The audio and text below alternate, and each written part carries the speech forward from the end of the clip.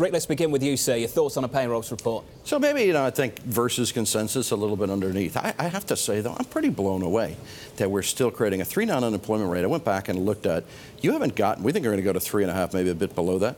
Since 1970, it's almost 50 years. You've never seen that number.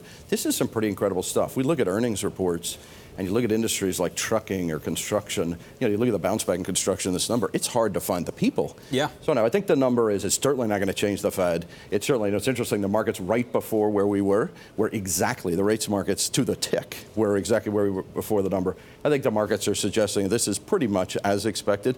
Maybe a bit softer if you're really technical, but it's not going to change the Fed at all. And a similar move in FX. In the immediate aftermath of the report, the dollar kind of weakened off the back of some dollar strength. We've gone straight back to where we were. Ed Yardeni, a 3 handle on unemployment. That's stunning.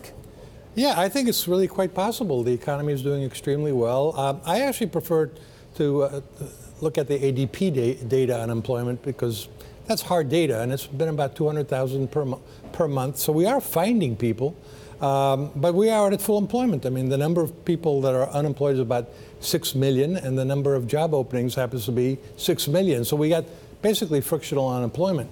And the extraordinary thing is, the Phillips curve may be dead.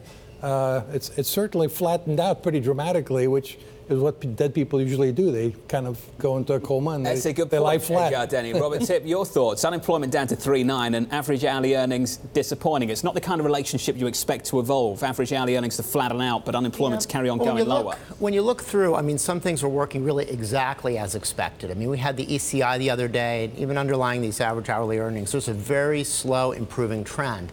I think the thing that's a little bit different than what people would expect, and if you look at the leader in this whole trend of what's going on in the economy, look at Japan. They have a 2.5 unemployment rate right now, and they do not have wage inflation. So there's a lot of global competition out there. Yeah. And so this is a great environment, and I think it's much easier that we get a number like this in the 100s, low wage growth, as opposed to if we had a 350,000 today or something, an upside surprise.